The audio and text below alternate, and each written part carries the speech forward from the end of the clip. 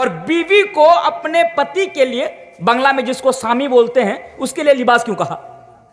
اس کے پیچھے علماء کرام بیان فرماتے ہیں کہ لباس کی تعبیر اس لیے اللہ تبارک و تعالیٰ نے یہاں پر بیان فرمائی، اس رشتے کی تعبیر لباس کے ساتھ اللہ تبارک و تعالیٰ نے اس لیے یہاں پر بیان فرمائی کہ لباس انسان کے جسم کے ساتھ ہمیشہ لگا رہتا ہے۔ اللہ اکبر۔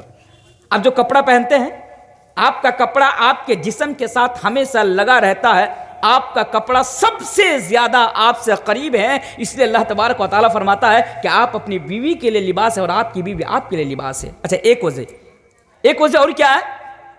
ایک وجہ اور یہ ہے کہ یہ جو لباس ہے نا، یہ جو کپڑا ہے نا، ہمیں اور آپ کو موسم کے نقصانات سے بچاتا ہے، موسم کے خطرات سے بچاتا ہے۔ ابھی ٹھنڈی کا موسم آ رہا ہے تو ہم اور آپ جیکٹ پہن رہے ہیں، چادر اوڑھ رہے ہیں، یعنی ٹھنڈی سے بچنے کے لیے اس حساب سے ہم اور آپ کپڑا پہن رہے ہیں۔ جب گرمی کا موسم آتا ہے تو ہم اور آپ گرمی کے موسم کے اعتبار سے ہم اور آپ کپڑا پہنتے ہیں، تو پتہ یہ چلا کہ کپڑا ہمیں اور آپ کو موسم کے نقصانات سے بچاتا ہے۔ اور اللہ تبارک و تعالی یہاں پر یہ بیان فرما رہا ہے لباس کے ساتھ تشبیہ دے کر، ہن لباس لکم وانتم لباس لہن، اے مردو، جس طرح تمہارا کپڑا تمہیں موسم کے خطرات سے بچاتا ہے، تمہارا لباس تمہیں موسم کے نقصانات سے بچاتا ہے، اسی طرح تمہاری بیوی تمہیں زمانے کے بہت سارے فتنے سے بچاتی ہے۔ اور اے عورتوں، آپ کے ہسبینڈ آپ کو زمانے کے بہت سارے فتنے سے بچاتا ہے۔ اور غور کیجئے، لباس کے ساتھ اللہ تبارک و تعالیٰ نے لباس کیوں کہا؟ وہ اس لیے بھی کہا کہ لباس ہمیں خوبصورتی عطا کرتا ہے۔ پتہ یہ چلا کہ جب ایک مرد کی زندگی میں ایک عورت آ جاتی ہے تو مرد کی زندگی خوبصورت ہو جاتی ہے، اور اسی طرح ایک عورت کی زندگی میں جب ایک مرد آ جاتا ہے تو مرد عورت کی زندگی خوبصورت ہو جاتی ہے۔ اللہ اکبر، یہ رشتہ کتنا خوبصورت رشتہ ہے۔ اور اللہ تبارک و تعالیٰ نے بس ایک چھوٹی سی آیت کے ذریعے سے ہمیں اور آپ کو بتا دیا کہ میاں بیوی کا رشتہ کتنا رشتہ ہے، کتنا خوبصورت رشتہ ہے۔ او لوگو، ہن لباس لکم وانتم لباس لہن، کہ تمہاری بیوی تمہارے لیے لباس ہے اور تم اپنی بیویوں کے لیے لباس ہو۔ چلیے اور آگے آئیے، اور ایک آیت میں آپ کے سامنے اٹھاتا ہوں۔ اللہ تبارک و تعالیٰ قرآن کریم کے اندر سورۃ الروم کے اندر بیان فرماتا ہے۔ میں چاہتا ہوں کہ یہاں پہ جتنے بھی لوگ ہیں نا، بغور اس آیت کو سنیں کہ اللہ تبارک و تعالیٰ اس آیت کے ذریعے سے ہمیں اور آپ کو کیا میسج دے رہا ہے۔ وَمِنْ آيَاتِهِ أَنْ خَلَقَ لَكُم مِّنْ أَنفُسِكُمْ أَزْوَاجًا لِتَسْكُنُوا إِلَيْهَا وَجَعَلَ بَيْنَكُم مَّوَدَّةً وَرَحْمَةً۔ اور لوگوں غور کرو، اللہ تبارک و تعالیٰ کی نشانیوں میں سے ایک نشانی ہے کہ اللہ تبارک و تعالیٰ نے تمہارے لیے تمہاری بیویوں کو بنایا۔ اے مردو، تمہارے لیے تمہاری بیویوں کو بنایا۔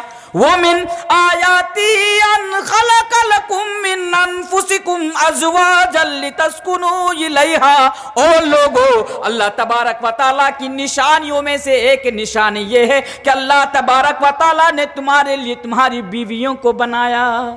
اب مرد حضرات جو ہے نا، مرد حضرات اللہ سے کہیں گے، اللہ تو بیوی کو کیوں بنایا؟ بیوی ہمارے لیے سردرد ہے، بیوی ہمارے لیے مصیبت ہے، بیوی ہمارے لیے پریشانی کا سبب ہے۔ اے اللہ، اگر تو چاہتا تو بیوی کو نہ بناتا۔ اے اللہ، تو نے ہمارے لیے ہماری بیویوں کو کیوں بنایا؟ بھئی بیوی ہمارے لیے مصیبت ہے کہ نہیں ہے؟ بیوی مرد کے لیے پریشانی کا سبب ہے کہ نہیں ہے؟ اب آپ بولیں گے کہ ہاں مولانا صاحب بات تو صحیح بول رہے ہیں، اسی لیے بول رہے ہیں۔ چائے کی دکانوں پہ نا بزرگ بیٹھے ہوئے ہیں، سامنے میں ایک نوجوان بیٹھا ہوا ہے، تو بزرگ جو ہے وہ نوجوان سے کہہ رہا ہے، ان کو مشورہ دے رہا ہے کہ بھائی دیکھ، زندگی میں نا سب کچھ کرنا، پر غلطی سے کبھی شادی مت کرنا۔ شادی مت کرنا، نوجوان سنو، سب کچھ کرنا پر شادی مت کرنا۔ کیوں دادا؟ آپ تو شادی کر کے 16 بچے کے باپ ہے اور آپ مجھے منع کر رہے ہیں کہ شادی مت کرو، آخر وجہ کیا ہے؟ تو وہ جواب دیتا ہے، بھائی شادی کر کے نا زندگی جھنڈ ہو جاتی ہے، شادی کر کے زندگی جھنڈ ہو جاتی ہے۔ یہ کس کی مینٹیلیٹی ہے؟ ہماری مینٹیلیٹی ہے۔ یہ کس کی سوچ ہے؟ ہماری سوچ ہے۔ لیکن اللہ سے آپ پوچھئے، اللہ تو کیوں بنایا؟ اللہ اس کا جواب دے رہا ہے، وَمِنْ آيَاتِهِ أَنْ خَلَقَ لَكُم مِّنْ أَنفُسِكُمْ أَزْوَاجًا لِتَسْكُنُوا إِلَيْهَا۔ جب آپ اللہ سے سوال کریں گے، پوچھیں گے کہ اللہ تو نے مردوں کے لیے بیویوں کو کیوں بنایا؟ تو نے ہمارے لیے بیویوں کو کیوں بنایا؟ اللہ جواب دے رہا ہے او میرے بندو سنو، اس لیے بنایا لتسکنوا الیہا، تاکہ تم اپنی بیوی کے ذریعے سے سکون حاصل کر سکو۔ اللہ اکبر، سکون حاصل کر سکو۔ نوجوانوں سنو، نکاح سے دور بھاگنے والوں، میری ماں بہنوں سنو، شادی سے دور بھاگنے والوں، اللہ کہتا ہے وَمِنْ آيَاتِهِ أَنْ خَلَقَ لَكُم مِّنْ أَنفُسِكُمْ أَزْوَاجًا لِتَسْكُنُوا إِلَيْهَا، کہ میں نے تمہارے لیے تمہاری بیوی کو اس لیے بنایا تاکہ تم بیوی کے ذریعے سے سکون حاصل کر سکو، سکون لِتَسْكُنُوا إِلَيْهَا۔ اچھا، یہاں پر نا اس آیت کو سامنے رکھ کر میں ایک بڑی قیمتی بات اور قیمتی نصیحت آج میں آپ لوگوں کے سامنے کر کے جا رہا ہوں، آپ اس کو کہیں پر نوٹ کر لیجئے گا۔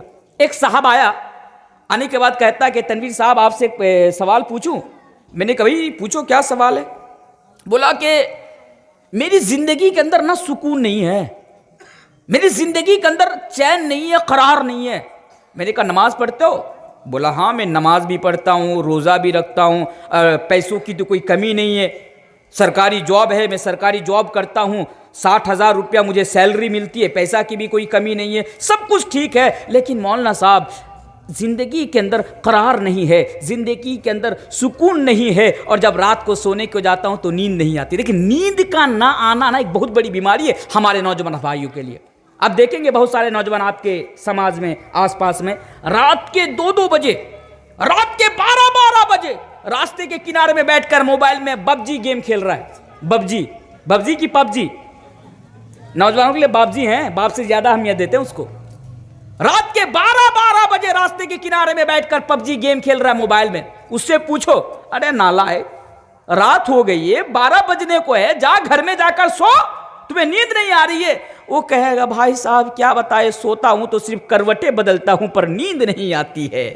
یہ نیند کا نہ آنا نا ایک بہت بڑی بیماری ہے، اور اس بیماری کا علاج کسی ڈاکٹر کے پاس نہیں ہے، لیکن ہاں اسلام کہتا ہے، اللہ کہتا ہے ایک علاج ہے، نوجوانوں شادی کر لو، شادی کر لو، تمہاری زندگی کے اندر سکون آ جائے گا، شادی کر لو، تمہیں رات کو نیند آ جائے گی، اس سے بڑی میڈیسن تمہارے لیے اور کچھ نہیں ہو سکتی ہے۔ اللہ کہتا ہے کہ لتسکنوا، اللہ فرماتا ہے کہ وَمِنْ آيَاتِهِ أَنْ خَلَقَ لَكُم مِّنْ أَنفُسِكُمْ أَزْوَاجًا لِتَسْكُنُوا إِلَيْهَا، ہم نے تمہارے لیے تمہاری بیوی کو بنایا اس لیے کہ تمہاری بیوی سے تم سکون حاصل کر سکو۔ اور رب کعبہ کی قسم بڑی ذمہ داری کے ساتھ مولانا تنویر عالم ایک بات کہہ کر جا رہا ہے کہ ایک بیوی اپنے ہسبینڈ کو جو سکون دے سکتی ہے، کائنات کی کوئی دوسری چیز وہ سکون نہیں دے سکتی ہے۔ اللہ اکبر، اس لیے شادی کر لو جتنا جلدی ہو سکے، ادھر ادھر جو منہ مارتے پھر رہے ہو نا مت کرو، شادی کر لو، تمہاری زندگی کے اندر قرار آ جائے گا، سکون آ جائے گا۔ پھر غور کیجیے اس آیت پر، وَمِنْ آيَاتِهِ أَنْ خَلَقَ لَكُم مِّنْ أَنفُسِكُمْ أَزْوَاجًا لِتَسْكُنُوا إِلَيْهَا وَجَعَلَ بَيْنَكُم مَّوَدَّةً وَرَحْمَةً۔ اللہ اکبر، او لوگوں، اللہ فرماتا ہے کہ میں نے تمہارے لیے تمہاری بیویوں کو بنایا، اس لیے بنایا تاکہ تم اپنی بیوی کے ذریعے سے سکون حاصل کر سکو۔ اور پھر آگے بیان فرماتا ہے وَجَعَلَ بَيْنَكُمْ مَوَدَّةً وَرَحْمَةً، اور ہم نے میاں بیوی کے درمیان یعنی اس رشتے کے درمیان ہم نے محبت پیدا کر دی اور رحمت پیدا کر دی۔ اللہ اکبر، اللہ کہتا ہے کہ ہم نے میاں بیوی کے درمیان ہم نے محبت پیدا کر دی۔ پتہ یہ چلا کہ شادی کے بعد میاں بیوی کے درمیان جو پیار ہوتا ہے، شادی کے بعد میاں بیوی کے درمیان جو محبت ہوتی ہے، یہ محبت کوئی اور پیدا نہیں کرتا بلکہ اللہ خود پیدا کرتا ہے۔ اب میاں بیوی کے درمیان کتنی محبت ہوتی ہے، کتنا پیار ہوتا ہے، اس کا اندازہ لگانا بڑا مشکل کام ہے۔ او میرے بھائیوں، او میری ماں اور بہنوں، ہم تو تصور بھی نہیں کر سکتے کہ میاں بیوی کے درمیان کتنی محبت ہوتی ہے، ہم تو اس کو ماپ بھی نہیں سکتے۔ لیکن ہاں میں ایک مثال کے ذریعے سے میں آپ کو سمجھانے کی کوشش کروں گا کہ میاں بیوی کے درمیان کتنی محبت ہوتی ہے۔ چلیے غور کیجئے، گاؤں کا نام کیا ہے؟ قاسم نگر یا معظم پور کی لڑکی، دیکھیے اس آیت پر غور کیجئے، کون آیت؟ کہ وَجَعَلَ بَيْنَكُمْ مَوَدَّةً وَرَحْمَةً۔ معظم پور کے رہنے والی لڑکی ہے معظم پور کی، لڑکا ہے کٹیہار کا رہنے والا، ہمارے گاؤں کا رہنے والا۔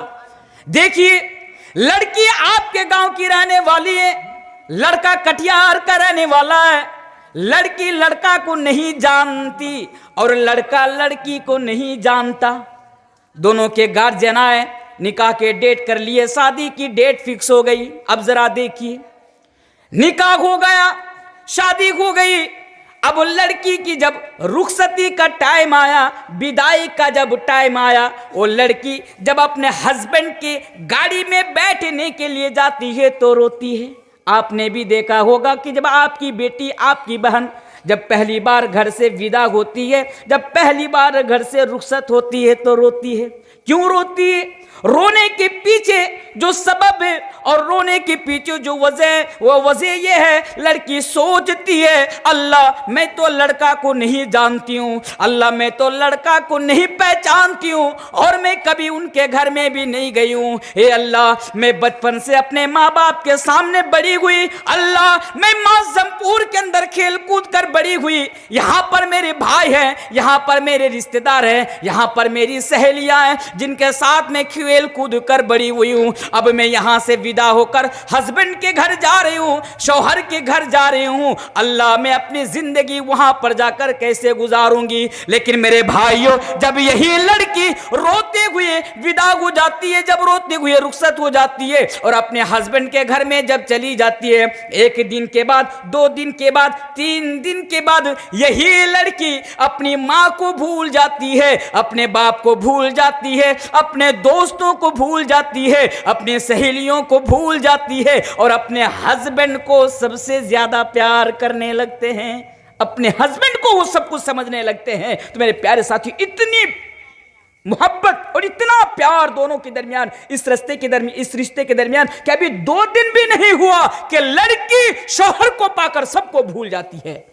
अल्लाह कहता है ये प्यार कोई और पैदा नहीं करता, ये मोहब्बत कहीं और से पैदा नहीं होती।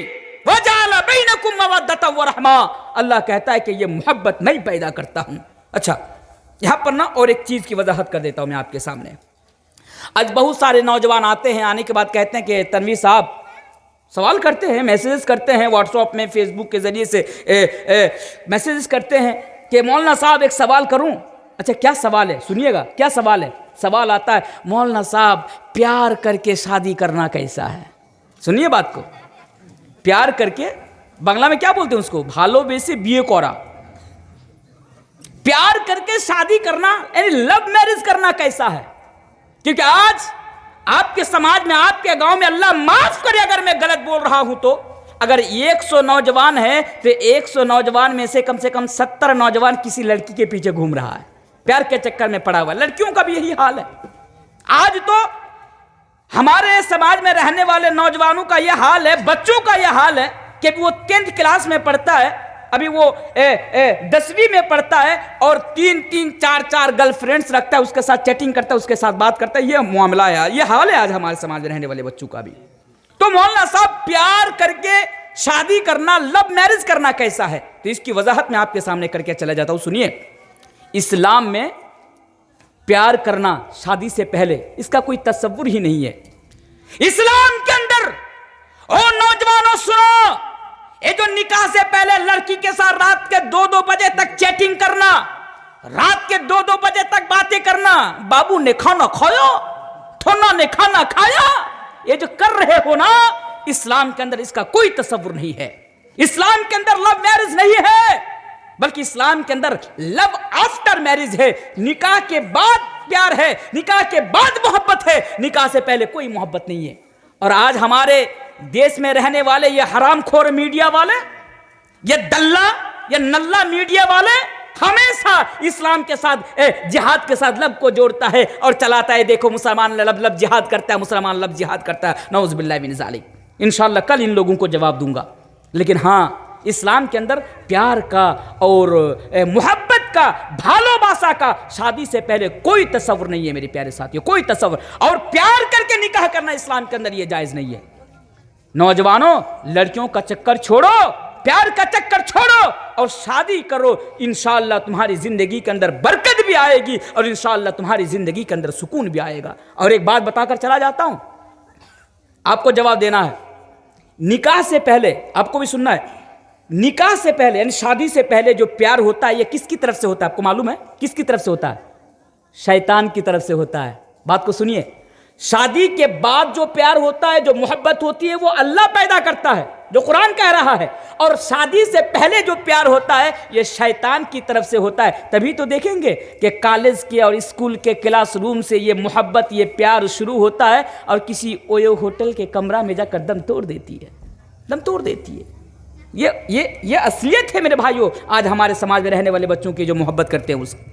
تو پیار مت کرو بلکہ ڈائریکٹ نکاح کرو. تو ہاں کیا بتا رہا تھا, میاں بیوی کا رشتہ بڑا خوبصورت رشتہ ہے. ایک حدیث پڑھ دیتا ہوں, اس کے بعد انشاءاللہ پھر آپ کو حقوق کی طرف لے کر آؤں گا, حقوق کی طرف آپ کو لے کر آؤں گا.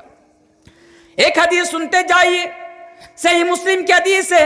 امام مسلم اس حدیث کو صحیح مسلم کے اندر لے کر آتے ہیں کہ میاں بیوی کا رشتہ کتنا پیارا رشتہ ہے, میاں بیوی کا رشتہ کتنا خوبصورت رشتہ ہے کہ شیطان ہمارا سب سے بڑا دشمن کون ہے؟ بتا سکتے کوئی؟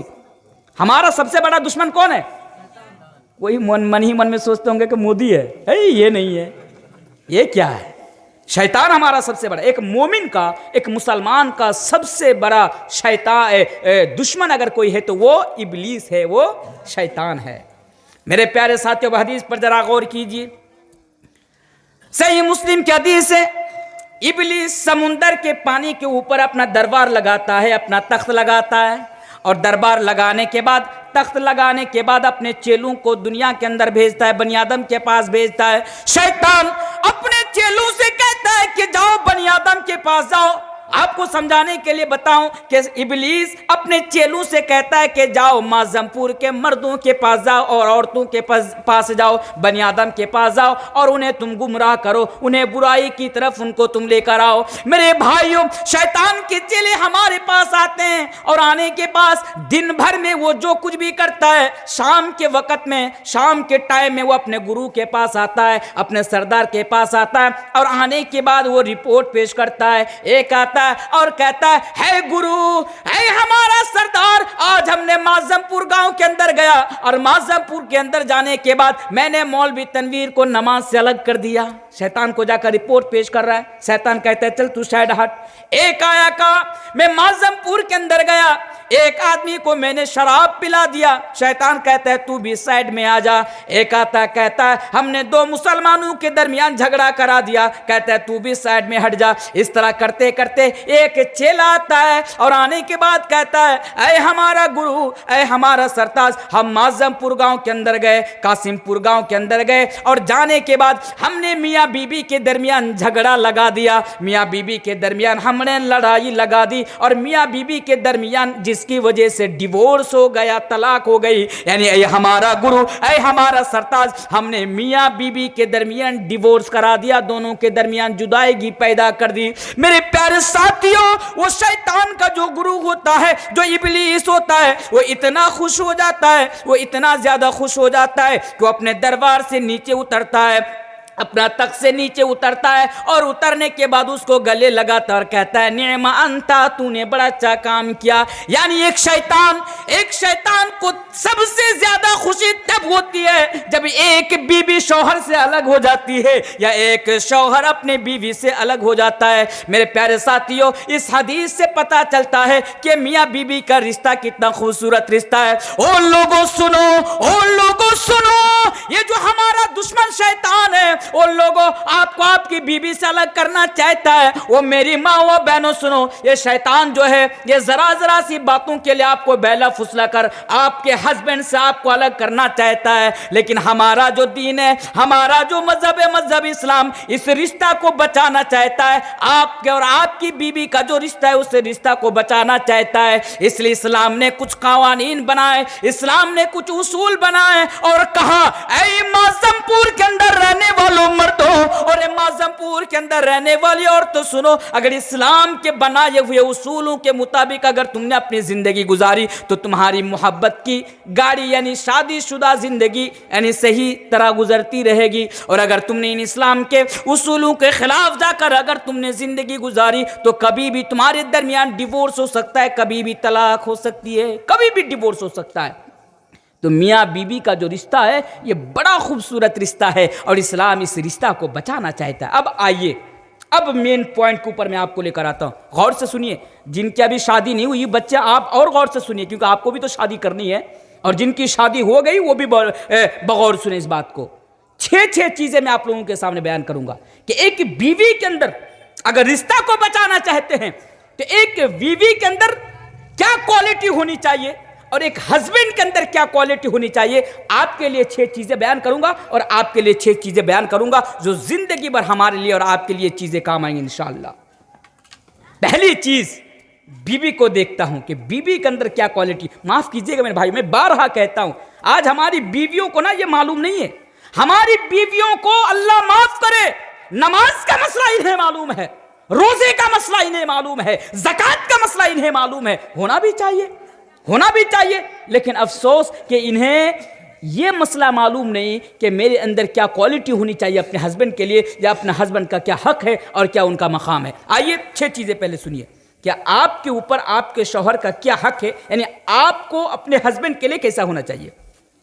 پہلی چیز, میری ماؤں اور بہنوں, اگر آپ کی شادی ہو گئی تو سنیں, اگر آپ کے گھر میں شوہر موجود ہے تو آپ سنیں کہ آپ کے اوپر آپ کے شوہر کا پہلا حق ہے کہ آپ اپنے شوہر کا احترام کریں, شوہر کی عزت کریں, ان کا احترام کریں, ان کی رسپیکٹ کریں, ان کو سمان دے اور شوہر کی اطاعت و فرما برداری کرے, اس لیے کہ شوہر کا حق بہت بلند ہے. میری ماں اور بہنوں سنو, ایک حدیث سنتے جائیے. ایک عورت اللہ کے پیارے نبی جناب محمد رسول اللہ صلی اللہ علیہ وسلم کے پاس آتی ہے. اور لوگوں سنو, اور میری ماں اور بہنوں سنو, صرف سنو نہیں, اس حدیث کو یاد رکھو کہ ایک عورت اللہ کے نبی کے پاس آتی ہے کسی کام سے. جب کام سے وہ فارغ ہو جاتی ہے تو اللہ کے نبی اس عورت سے سوال کرتے ہیں, اے عورت, کیا تیرا نکاح ہو گیا, کیا تیری شادی ہو گئی؟ عورت جواب دیتی ہے, ہاں اللہ کے رسول, میرا نکاح ہو گیا, میری شادی ہو گئی. پھر اللہ کے نبی ان سے سوال کرتے ہیں کہ اے عورت بتا, کیف انت لہو, تیرا معاملہ تیرے ہسبینڈ کے ساتھ کیسا ہے, تیرے شوہر کے ساتھ تیرا سلوک کیسا ہے, تیرا برتاؤ کیسا ہے, تیرا بیہیویئر کیسا ہے؟ وہ عورت جواب دیتی ہے, اللہ کے نبی, میں ہر ممکن یہ کوشش کرتی ہوں کہ میں شوہر کے ساتھ اچھا سلوک کروں, ان کے ساتھ میں اچھا بیہیویئر سے پیش آؤں, اچھے برتاؤ سے ان کے ساتھ پیش آؤں, میں ہر ممکن کوشش کرتی رہتی ہوں. پھر اللہ کے نبی نے اس عورت کو بھی بیان فرمایا, اور اس عورت کے ذریعے سے تمام کی تمام عورتوں کو بھی یہ میسج دے دیا, اور اللہ کے نبی نے بیان فرمایا, اے عورت تو اچھی طرح دیکھ لے, اور میں اس کو نقل کرتی ہوں یہ بھی کہہ کر جا رہا ہوں, اے میری ماں و بہنوں, آپ بھی اچھی طرح دیکھ لے کہ آپ کے گھر میں جو ہسبینڈ ہے اس کے ساتھ آپ کا معاملہ کیسا ہے, برتاؤ کیسا ہے, آپ ان کے ساتھ کس طرح رہتے ہیں. اس لیے کہ اللہ کے نبی بیان فرماتے ہیں, فَإِنَّمَا هُوَ جَنَّتُكِ وَنَارُكِ, اور میری ماں اور بہنوں سنو, آپ کے لیے آپ کا شوہر ہی جنت ہے, اور آپ کے لیے آپ کا شوہر ہی جہنم ہے. کتنا بلند مقام ہے شوہر کا.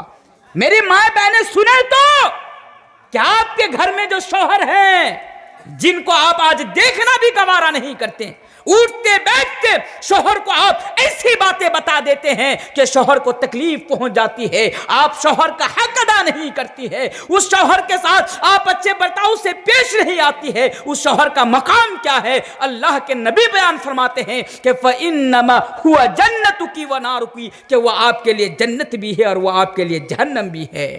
پتہ کیا چلا؟ پتہ یہ چلا, اگر آپ جنت کے اندر جانا چاہتے ہیں تو اپنے ہسبینڈ کے ساتھ اچھا برتاؤ کیجئے.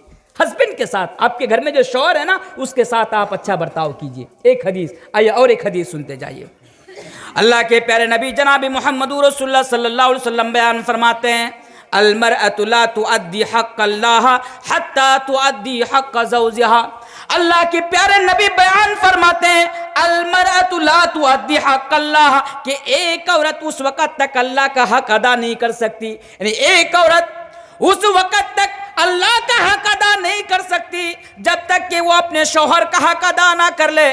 آئیے میں آپ کو اور ڈیٹیلز میں سمجھاؤں کہ اگر آپ نماز بھی پڑھتی ہیں، روزہ بھی رکھتی ہیں، زکوٰۃ بھی دیتی ہیں، اور آپ یہ سوچتی ہیں کہ اللہ مجھ پر راضی ہے، ایسا نہیں ہو سکتا۔ وہ میری ماں اور بہنوں، اللہ کو راضی کے ساتھ ساتھ آپ اپنے ہسبینڈ کو بھی راضی کرنا پڑے گا۔ اللہ کا حق ادا کرنے کے ساتھ ساتھ اپنے ہسبینڈ کا بھی حق ادا کرنا پڑے گا۔ اس لیے کہ نبی نے کلیئر الفاظ میں اور یعنی واضح الفاظ میں اس کو کلیئر کر دیا کہ ایک عورت اس وقت تک اللہ کا حق ادا نہیں کر سکتی جب تک وہ اپنے شوہر کا حق ادا نہ کر لے۔ تو سب سے پہلے آپ کو اپنے شوہر کا حق ادا کرنا ہے۔ اللہ کے نبی نے تو یہاں تک بیان فرمایا